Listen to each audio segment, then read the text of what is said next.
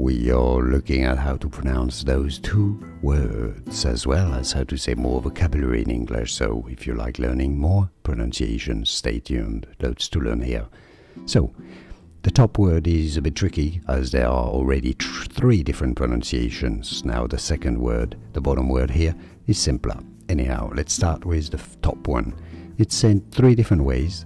Finance. Finance. Stress on the first syllable. Finance, although some say it, and it's also correct to say it as finance, with a stress on the second syllable. Okay, you got this? Finance or finance. Right.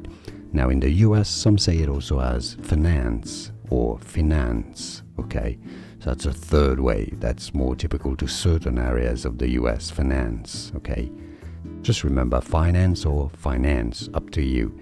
Now the bottom word is simpler as it's consistent. UK versus USA. Financial. Financial. Maybe some people say it as financial. Let us know in the comments if you do. But generally financial. Okay, so I think you've got it all right here. Finance or finance or finance or and financial. And now you know. More videos for you here to learn more. See you there. Thanks for watching.